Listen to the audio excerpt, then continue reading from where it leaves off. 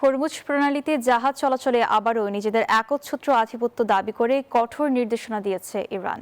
প্রণালীর ব্যবস্থাপনাকে আইনে পরিণত করতে চলেছে পার্লামেন্টে ভোটাভুটির চূড়ান্ত প্রস্তুতি। এর মধ্যে কুয়েতে মার্কিন সামরিক ঘাঁটিতে ইরানের ব্যালিস্টিক ক্ষেপণাস্ত্র হামলায় অন্তত 5 জন আহত এবং 2টি অত্যাধুনিক ড্রোন ধ্বংস হয়েছে। অন্যদিকে চলমান সমঝোতা আলোচনা ব্যর্থ হলে ইরানে ফের সামরিক হামলার করা হুমকি দিয়েছে যুক্তরাষ্ট্র।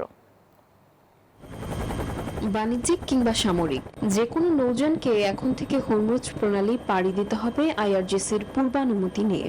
মার্কিন নৌ অবরোধ চলমান থাকলেও কৌশলগত এই জলপথের একচ্ছত্র নিয়ন্ত্রণ নিজেদের হাতে রাখতে পার্লামেন্টে নতুন আইন পাশের পথে এগোচ্ছে তেহরান। এমন উত্তেজনাকর পরিস্থিতির মধ্যেই চরম হুঁশিয়ারি দিয়েছে যুক্তরাষ্ট্র।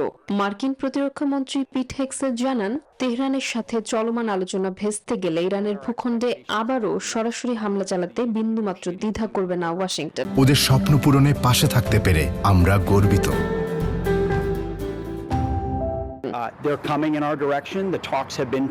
এই মুহূর্তে প্রয়োজন হলে পুনরায় লড়াইয়ে নামার জন্য আমরা প্রস্তুত ও সতর্ক অবস্থানে আছি।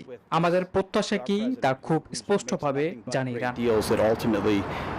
বিশ্লেষকদের মতে যুক্তরাষ্ট্র ও ইরানের মধ্যে নতুন করে চুক্তি হলেও হরমুজ প্রণালীতে আর কখনোই আগের মতো স্বাভাবিক অবস্থা ফিরবে না। এই জলপথে দীর্ঘমেয়াদী আস্থা নষ্ট হয়, নিরাপদ ও ঝুঁকিমুক্ত কোনো রুট তৈরি হওয়ার সম্ভাবনা দেখছেন না তারা।